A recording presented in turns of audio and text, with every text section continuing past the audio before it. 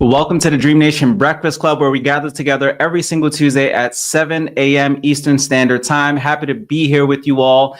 And I am Josh Valentin, your host for the Breakfast Club. Welcome to this week's session. Really excited to be here with you all. And the Breakfast Club is brought to you by the Journey Podcast with me, of course. And make sure you hop over to the Journey Podcast wherever podcasts are streamed. We have some phenomenal podcast episodes, including a lot of interviews with many of my incredible friends. So with that being said, let's get this show on the road. Let us know where you are tuning in from. We have people who tune in from different parts of the world. So if you're watching the replay, drop an R in the comment thread as well.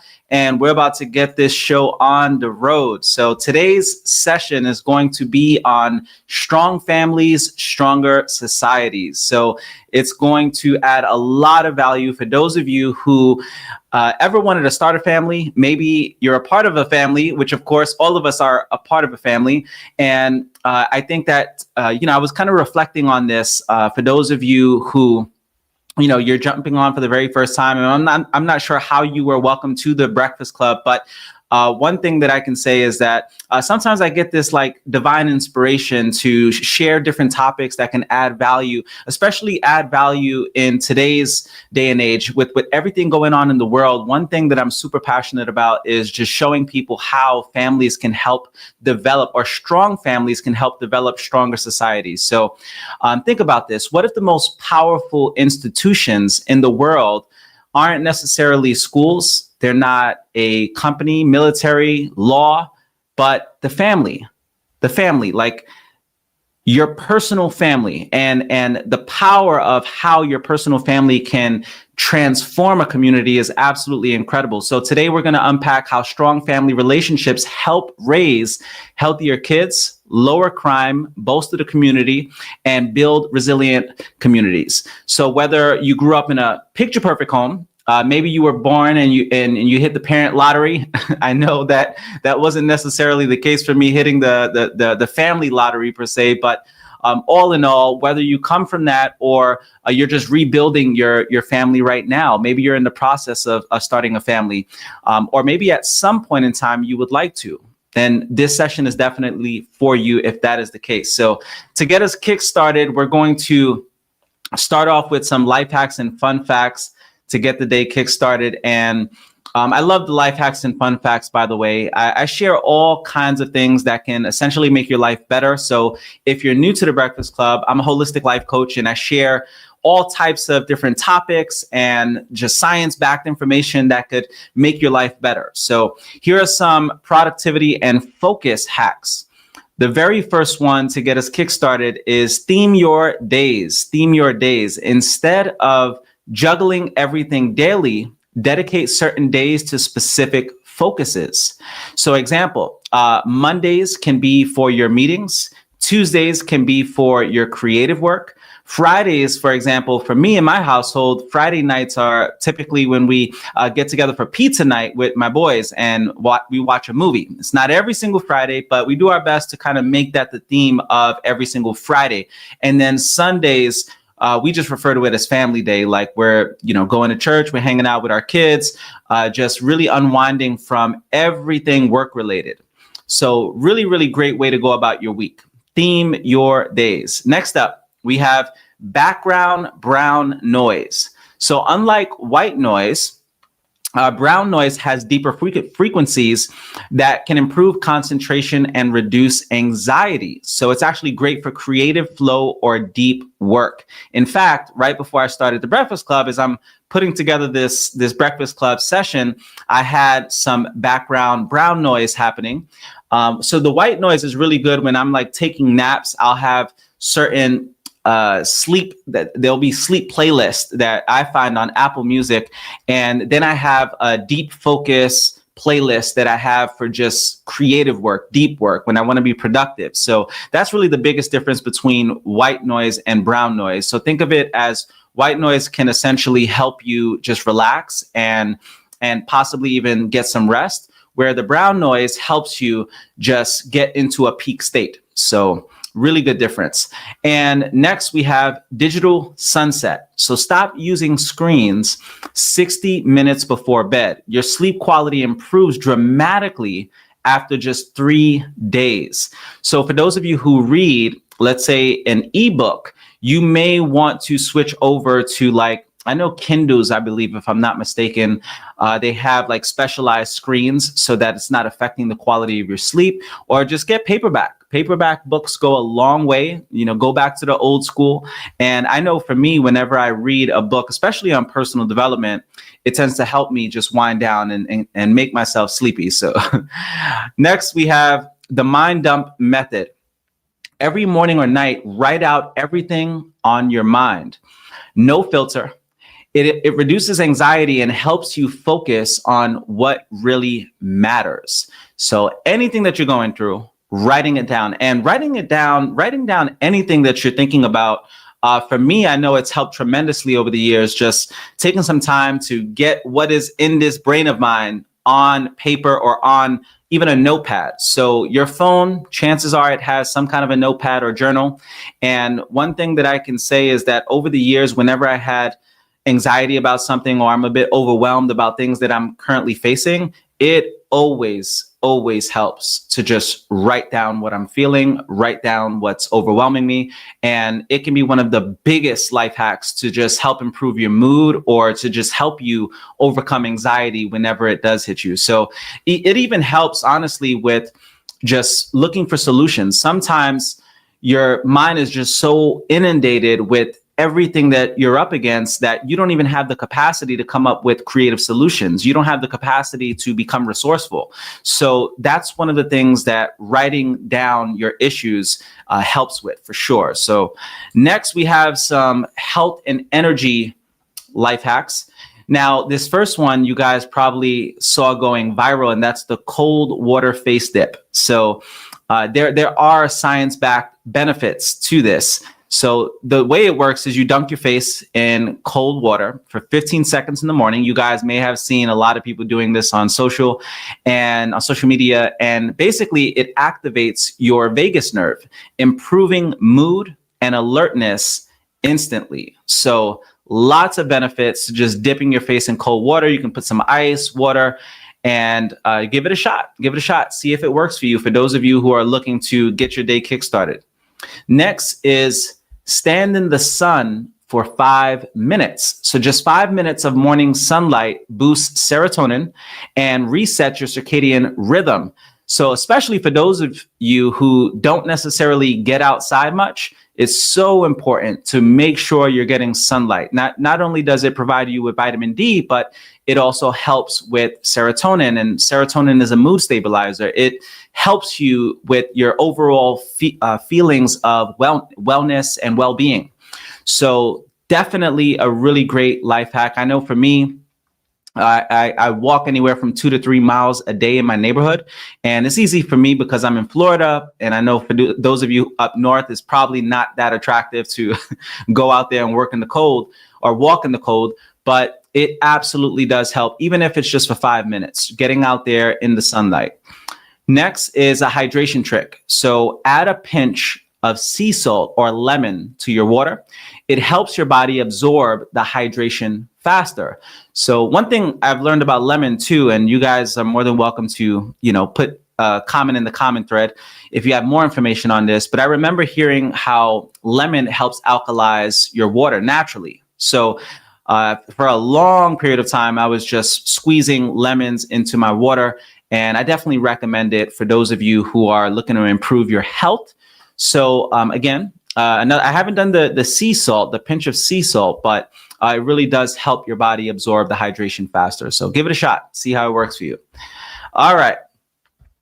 Last but not least, with some fun facts, we have your body replaces all of its skin every 27 days. So technically you have a new outer layer every month. So one thing that I find fascinating is the human body, within a 7-year period, pretty much all of the cells in your body, the vast majority of them, have been replaced. You are physically a completely new human being after 7 years. And I always found that fascinating about the way our bodies progress. So next, we have dopamine peaks when you anticipate a reward, not when you get it. That's why the journey often feels more exciting than the actual destination.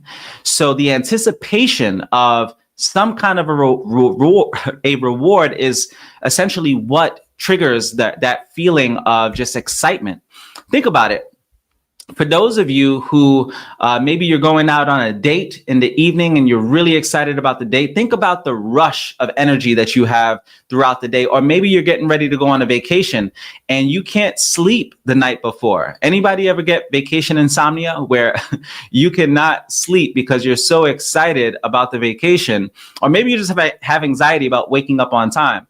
But either way, it's super beneficial to just have some kind of a reward that you're working towards, because it does help boost that dopamine. So next, we just have a few last personal development shares before we jump into today's topic. The very first one is build your emotional bank accounts. Identify an important relationship that might be in disrepair. So think about that. Do you have any relationships in your life that might currently be in disrepair? Any relationships? It may be family, it may be friends, it may be family that you've had to love at a distance for a while because of just the toxicity. But identify them. And next is to list 3 deposits you could make. So for those of you who are in a relationship, what's an emotional deposit that you can make in that relationship? Maybe it's leaving your significant other a nice note. Maybe it's just saying something kind. Maybe it's doing something, some act of service, right? Some kind gesture. But what's an emotional deposit that you can make? Maybe that family member is just checking in on them, seeing how they're doing. Checking in can go a long way when it comes to relationships. And lastly is list 3 withdrawals you need to avoid. So what are 3 withdrawals that you need to avoid? Perhaps it's not about just what you can get, but what you can give in the relationship, because you've just been taking, and it's time to actually pour into that person. So ask yourself, do I know what constitutes withdrawals and deposits for the important people in my life? The emotional bank account symbolizes the amount of trust that exists in a relationship. Deposits build and repair trust. Withdrawals break down trust. So this is super, super important when it comes to building any kind of relationship. Sometimes that withdrawal may very well be in a business setting, right? Where you're doing business with someone and there's constantly things that are withdrawing the trust dynamic that you have in that relationship. And perhaps it's just a communication improvement. Maybe you just have to improve the way that you communicate. Maybe you have to be more transparent in the relationship or go about your communication in a different way that opens up trust, right? So that's a big, big factor when it comes to any relationship. So here's a great quote by Stephen Covey. And that is, in relationships, the little things are the big things. So really great quote. And this is a share from the 7 Habits of Highly Effective People. Last personal development share that I have for you guys is, who are the most universally admired people in our culture? Aren't they those who have a solid grasp of their own values? People who not only profess their standards, but live by them. We all respect men and women who take a stand for what they believe. Even if we don't agree with their ideas about what's right or wrong, there is undeniable strength in individuals who congruently lead lives in which their philosophies and actions are one. Make congruency your goal. Is there anything you currently do that's inconsistent with what you believe is right? Take immediate action to rectify this. Then think for a moment, what's a value or a principle you absolutely live by, and how has it enhanced your life? So this is really great to segue into today's topic, because one of the things that I'm very passionate about and believe in wholeheartedly is the power of family values. Family values. Some people will look at it as religious values, but I look at it as family values, because being conservative with the way you go about your life and the way you go about your family, it transcends religion. It transcends just, let's say, the dogma of what has existed for thousands of years when it comes to, let's just say, even spirituality. Like, there are a lot of practical things that can be universally implemented and integrated into a family, right? So think about it. No matter what religion you're in or what culture you're in, whether you're in Japan or you're in New York or you're in South America or Africa or wherever in the world, having family values where you get together and you break bread with your family and you focus on building a strong family, right? Maybe it's a nucleus family. Maybe it's a more progressive type of family, a more modern day family. But the biggest thing is really putting a lot of focus on your family and doing what's always in service to your micro community, your household. How can you always do what's in the best interest of your overall family? And the thing about it is, if you improve a family, you improve a community, you improve a community, you improve a country, you improve a country, you improve the overall world. And that's why it's important to start at the micro level. So I'm very passionate about just fostering and cultivating family values, and also just teaching on the importance of family values. Because for me, I grew up in East New York, Brooklyn, at a time where East New York was the murder capital of New York. It was one of the most dangerous places to live in, late 80s, early 90s, when I was growing up. And I was reflecting on this recently. I was kind of laying down. I woke up like around 3:30 a.m. A few days ago, and I was just kind of reflecting on what were some of the patterns, what were some of the causes that led to a lot of the violence and crime where I grew up. And one thing that I noticed is that the majority of people that I grew up with, the vast majority of kids that I grew up with, grew up in broken homes, grew up without father figures, grew up where their mom was just doing their absolute best to just survive, right? And doing their best to just manage a family, and not really having that family support, that family structure. And I believe that the very foundation of a healthy society is having a strong family, even if it's a single parent household, but just having the support from not only a motherly figure, a fatherly figure, a masculine, feminine role, having that support when it comes to resources, having that support when it comes to just parents who give their time, give their time, energy, and attention to their children. And I believe that this is the very foundation of a healthy society. So for me, it's important that I live in this way with my own personal family and lead by example, especially in today's generation. Because if we truly want to build a healthy world, if we want to leave the world better than we found it, it is essential that we start at the family level. So I'm going to be sharing a lot of just research and facts on a lot of the benefits of this. And perhaps this is something that you can teach on. Maybe you've done a great job at just growing your family. And if you have any tips, any recommendations, drop them in the comments, and let's jump right into it, guys. So before we go into that, just a quick heads up. So many of you know that part of the work that I do outside of just coaching is teaching people how to get into the business of coaching, how to personally become a coach, a speaker, and through whatever medium you choose, whether it's speaking on stages around the world. Many of you guys were at my recent creators conference that I had, which was absolutely amazing. It was so nice to see so many of you.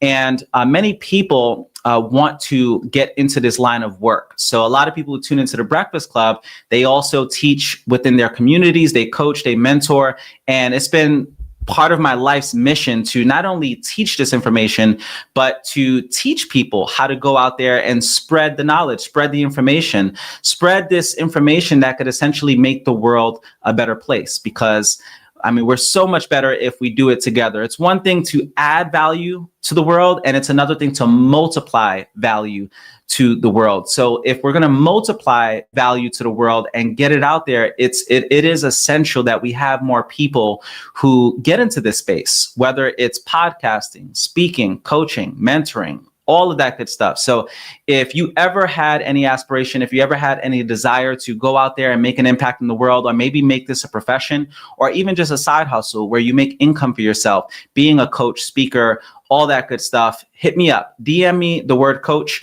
I have an entire community, an entire program centered around helping you guys learn how to make extra income on top of what it is that you do.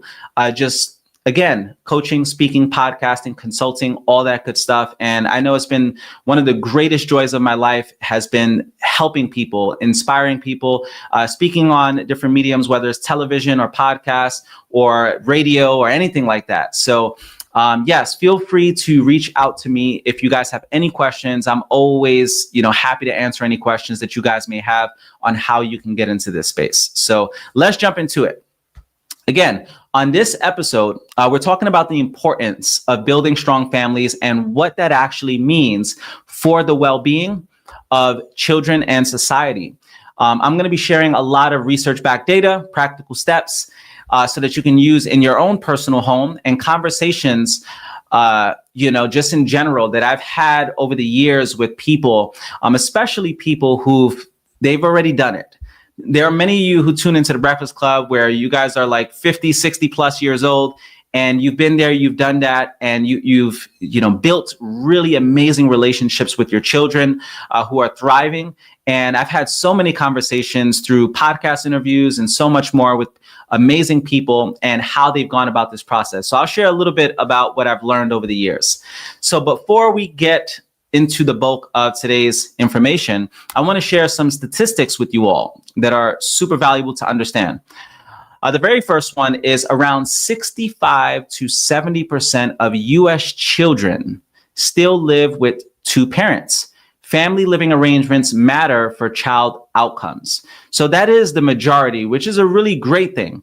But one thing that I have to emphasize is that just because you grow up in a two-parent household doesn't necessarily mean that you're going to thrive more. You just have a better chance, especially if you have really great parents.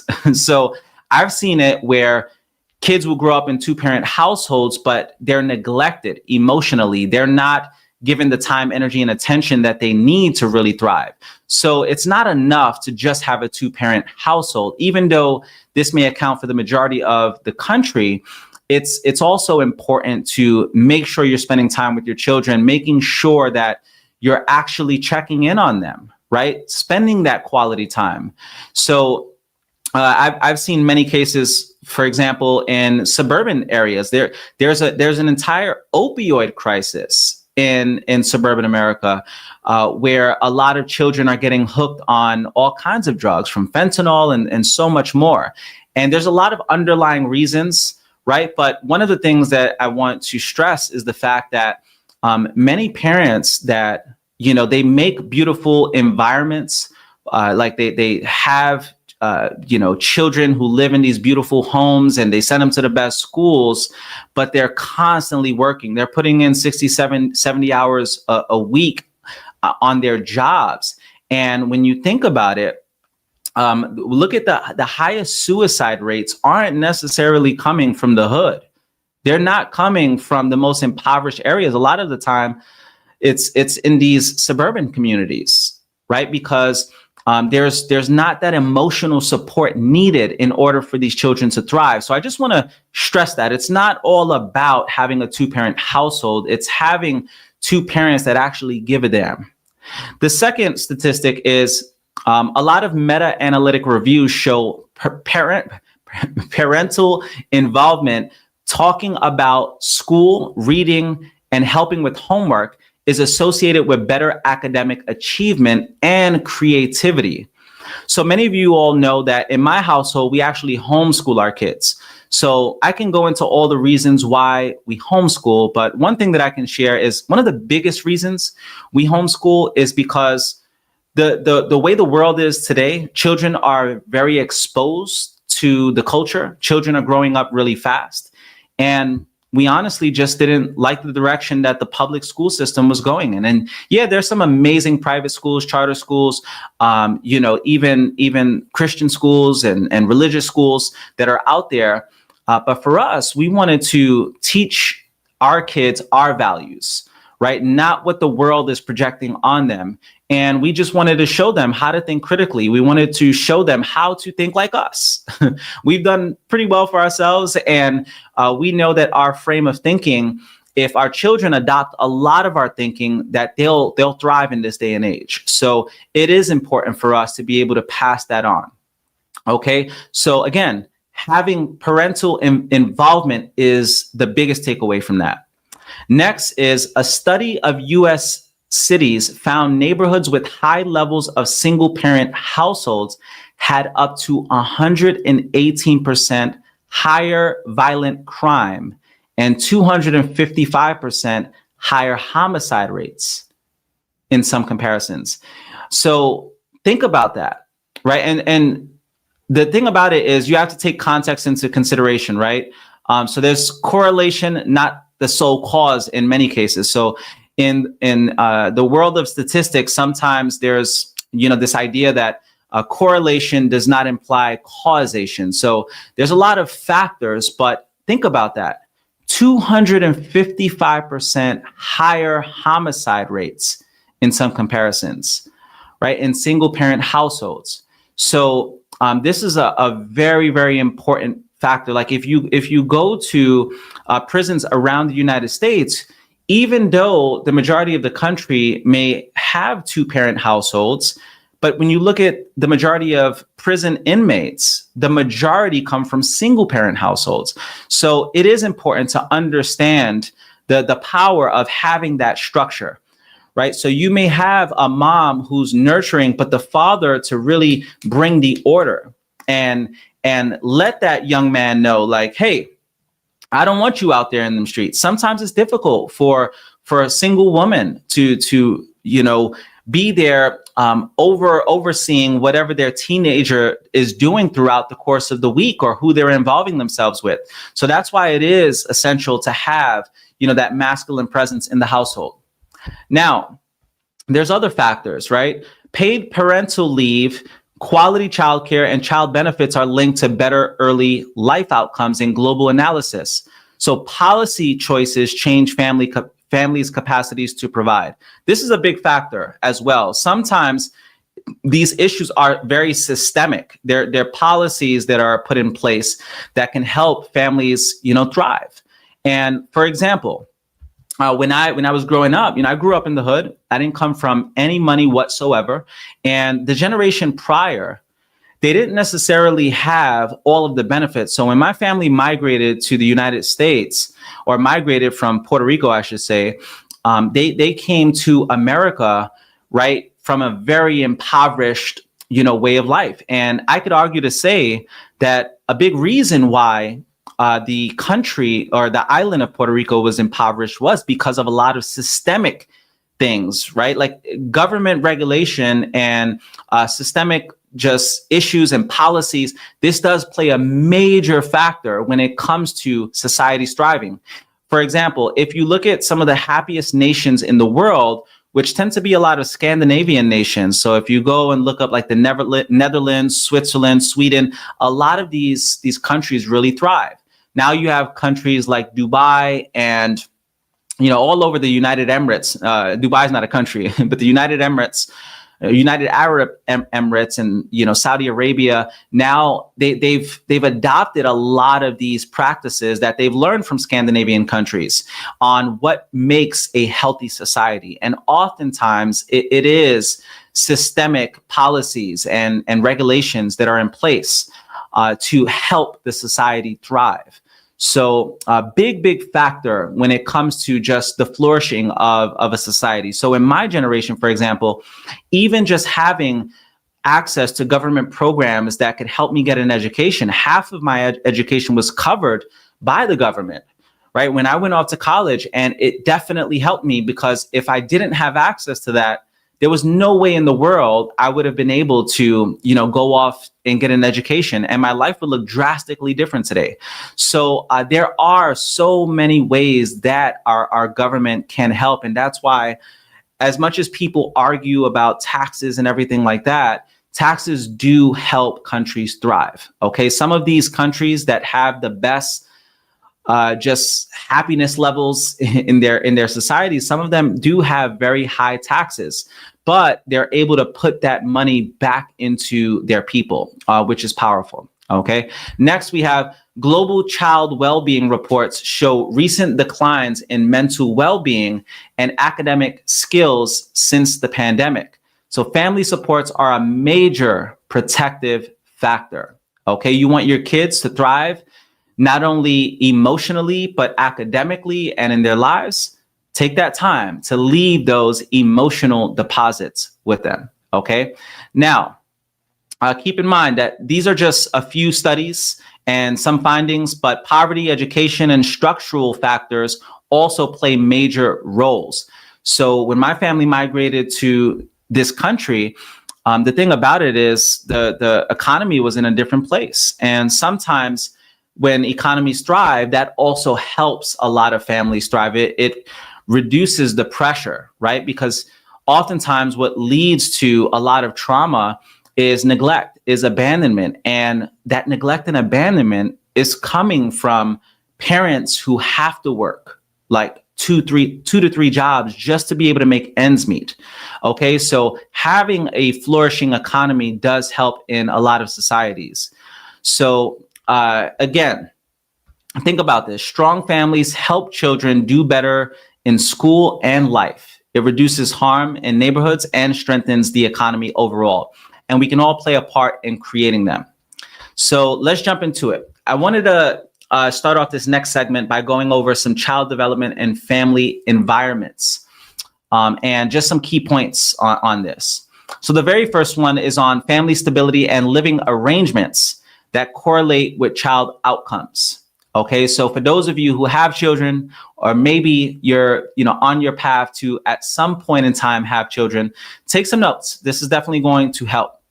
Okay, so as I mentioned earlier, 65 to 70% of children in this country live with two parents, while the rest live in single parent, grandparent, or other arrangements. And family structure and stability are linked to a range of child outcomes, including education, health, and economic mobility. Okay. Now, I was having a discussion with my wife the other day on how a lot of Caribbean people who migrated to the United States had that moral ethic. They had religion coming to the United States, and they came from families that really foster two-parent households coming to America. And there was a lot of other factors like work ethic and wanting to really make the most of their opportunities. And a lot of these Caribbean people who migrated to like places where I lived, growing up in Brooklyn, they did really well for themselves coming to this country. Whereas people whose family had been in this country for generations, you see like they're not taking advantage of the opportunities at hand. And there's so many different factors. So having some kind of spiritual framework, it really, really does help in a lot of different ways, especially when it comes to bringing community together. Another thing is parental involvement boosts academic and creative outcomes. And again, going back to that study, it really does have a major impact. Now, one of the things that I always found interesting in a lot of Ivy League schools, you have the majority you see in Ivy League schools, or even Nobel Prize winners, are from people that come from the Jewish tradition. And it's interesting. And I believe that a lot of that correlation comes to their holy Shabbat dinners, their Sabbath that they have every single week, where they get together. And one of my really good friends is Jewish, and he just explained to me that at the dinner tables, oftentimes these families will, they'll challenge each other's thinking. And sometimes, these discussions, they'll go back and forth and challenge each other during these dinner discussions. And they'll ask their children, what do they think about different ideas, different causes, and stuff like that. So I love that aspect of their culture, and to think that for a lot of them, they thrive. The majority of Nobel Prize winners, if you look at it, like even though this small percentage of the population, like they account for less than 3% of the population, but the vast majority of Nobel Prize winners, the majority of Ivy League students, right? And that's because family support is embedded in their culture. So very important to understand, but also like just challenging kids and the way they think. My wife and I are very, very big on this, where oftentimes we'll, just ask our kids, why they think whatever it is that they think. Because it's not always important to know what to think. It's important to know how to think. Okay. And challenging your kids definitely goes a long way. So next is family resources and policies also matter. So whether it's, having these income policies, leave, or childcare, as I mentioned earlier, it definitely helps. So think about it. Paid parental leave and the child benefits and quality early childcare helps families provide better starts for children, which shows up in health and learning. So I think that this is definitely something that every Fortune, and not even Fortune 500 or Fortune 1000 companies, but every major company or any company in general should have some type of maternity leave, and not only for the mom, possibly even for the fathers at times, if they can afford it, because not all companies, like as an entrepreneur, I understand this, not all companies can afford this, but if they have the means to be able to, offer this, it definitely helps their employees thrive, who are parents. Okay. So big factor. Now, just to share a few rituals in my household that have been super beneficial. Maybe you guys can take away some of these, and implement it in your family. So a few rituals that come to mind for us, like I mentioned, we do the homeschooling thing. Prayer before meals is something that we embedded in our household. And not only just for prayer, but also just to express gratitude. So one thing that my wife and I understand is that an attitude of gratitude is always going to help you throughout the course of your life. And having prayer anchored before your meals, it sort of anchors gratitude at the same time, where you're expressing gratitude for that meal, for the hands that prepared that meal, and for God even blessing you with that meal. Okay, so that's a big factor, is that's a ritual, that's something within our family. Another ritual is bedtime stories. So my children, and this is definitely one of the most, I hate to use the word exhausting, but sometimes when you're out there building businesses or you've had a long day, it is tough to just come up with a random bedtime story. But my kids love it. And even though like I may be laying in bed, they'll come and just ask for me to come share a bedtime story. Many times I have this children's Bible book that I also just read to them. They love that as well.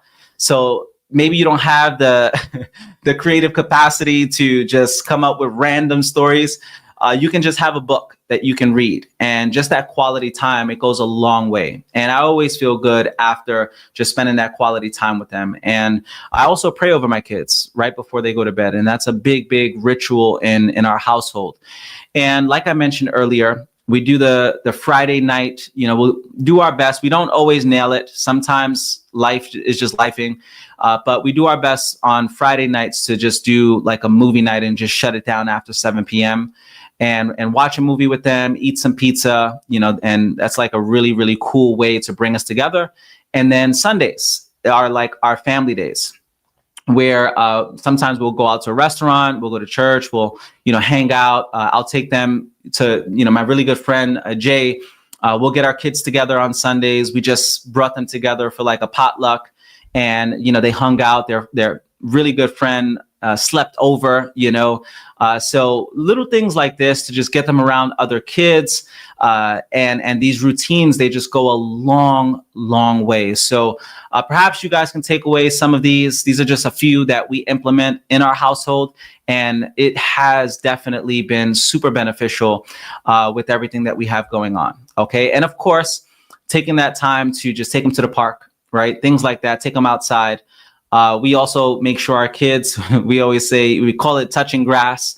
So if they're playing on games for a long time, we're like, hey, go outside, touch some grass. And they have to go out for like an hour and just play outside and be normal kids, as opposed to just being glued to screens all day. So just wanted to share a few of those. And remember, at the child level, strong family involvement, stable caregiving, and economic support, it all lines up to improve learning and well-being when it comes to a family dynamic. And think about it. What happens when we look beyond the child at whole neighborhoods and the economy? It's not a good setup, right? So it's important to break down the dynamic that we have with our children at that level if we're truly going to thrive as a society. So here are some societal effects of strong families. So as I mentioned, research across U.S. cities find areas with higher levels of two-parent families, they tend to have lower crime rates, and single-parent families have substantially higher violent crime and homicide rates in some analysis.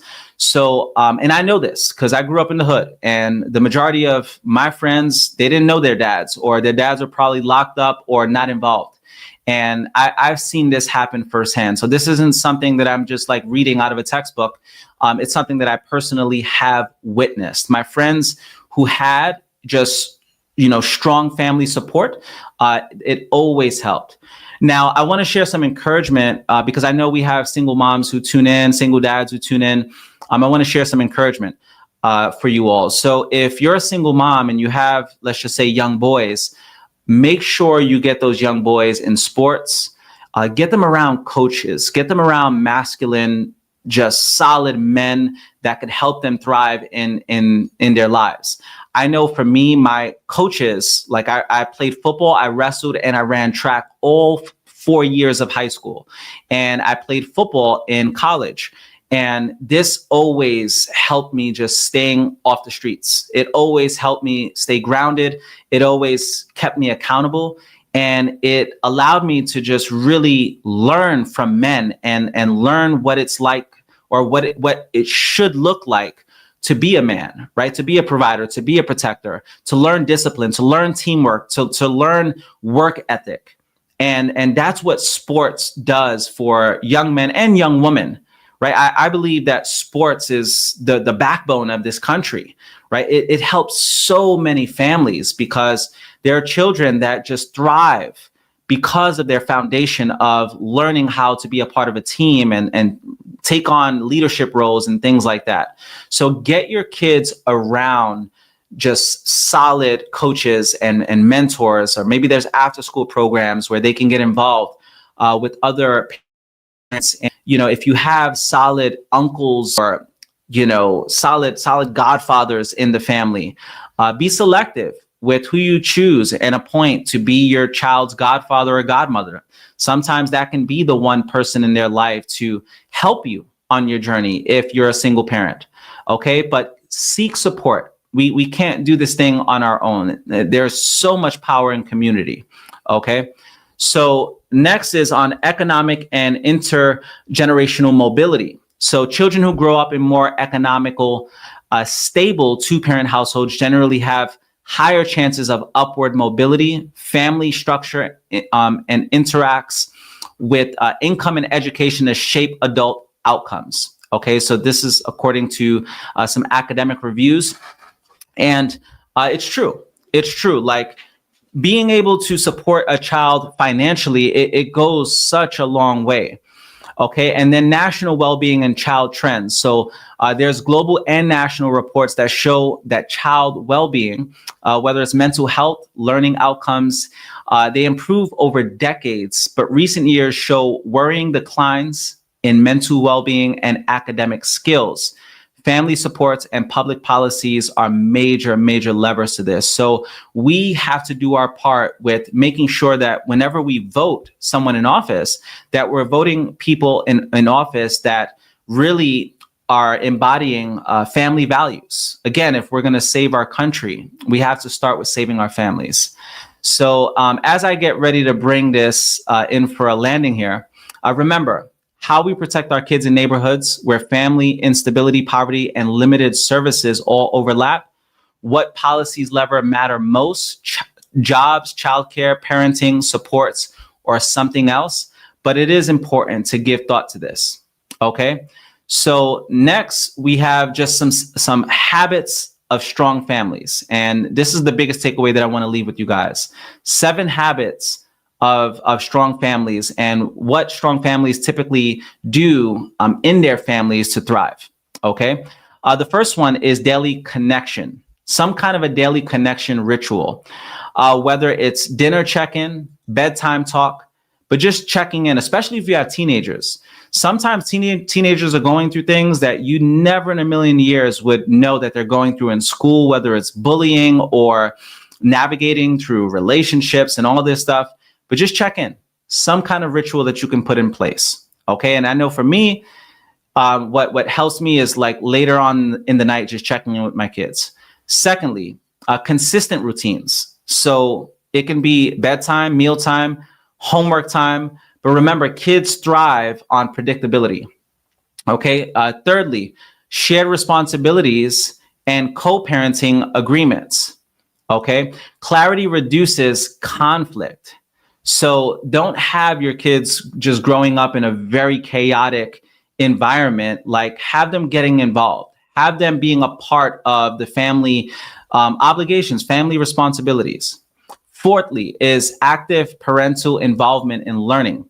So reading together, attending a school event, helping with different projects, all of this stuff definitely helps. Number 5 is prioritize emotional coaching. So there's so many ways you can go about it, whether you're naming the feelings that your kids are going through, right? Or modeling calm. Yesterday, my youngest comes up to me crying because his older brother apparently had hit him. And as much as I wanted to go off on my oldest son, the first thing that came to mind is like, why did you do that? Right? Why did you do that? And in my household, like we don't hit our kids. This is a big part of, just our parenting style. And one thing that I can tell you, like when my first son, I had that mindset, spare the rod, spare the child, or whatever. And I probably would give one little spank if he was just acting or doing the most. And I learned, though, with my second and third sons, is that I didn't have to do that. Like, for those of you who feel like you have to spank your child, I'm here to tell you, as someone who grew up with Caribbean roots, I'm here to tell you that you do not have to. You do not, as much as you think you have to, you do not have to. There's a way to be able to communicate with your kids and speak to them like adults, right? And reason with them. And you can be even more effective just by talking it out with them. And I know it may seem like a stretch, and this may be up for debate for many of you. And I've seen both styles work for people. I can tell you that right now. I definitely have seen both styles work for people, but it is important to, more than anything, model calm. Model calm. I believe that we have a moral obligation to break generational cycles. And what if you can be the generation that models that calm to your kids so that in their generation, they don't have to beat their children, right? They can reason, they can have open dialogue about, everything that they're going through and teach their kids on how to navigate through their emotions. So emotional intelligence is a big factor when it comes to building a healthy society. So talking to kids about how to navigate through their emotions, it definitely goes a long way. Number 6 is community supports. So having some kind of a network, it could be a neighbor network, parenting classes, maybe in your faith-based, institution, whether it's a synagogue, mosque, temple, but having that network of people that help, that village mentality, the village that helps, the children thrive and checking in on them is a big factor to a healthy society. And last but not least is advocate for policies that support families. Okay, whether it's paid leave, childcare, wraparound services, all of that stuff most certainly helps.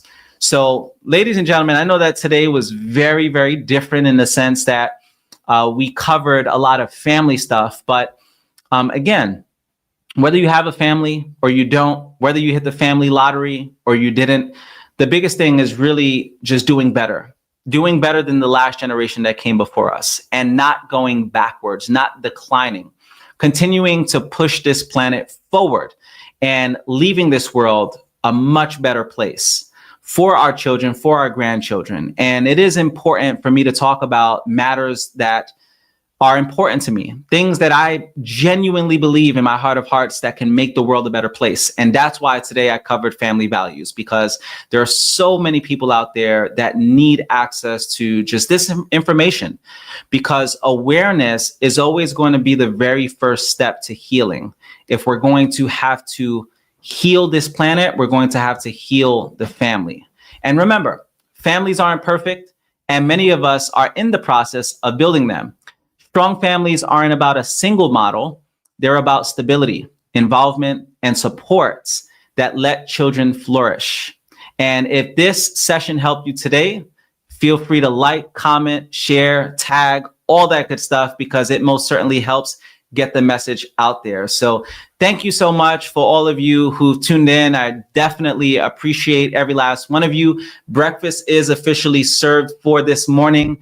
And again, if you have any questions for me personally, if you want to set up a complimentary coaching session, maybe it's been a while since you last met with me. I always do my best to meet with as many people from our community as possible and see how I can support you guys. Just hit me up in the DMs. I'll be more than happy to meet with you guys, throughout the course of the month. So take care. God bless. And I'll be seeing you all soon. Breakfast is served.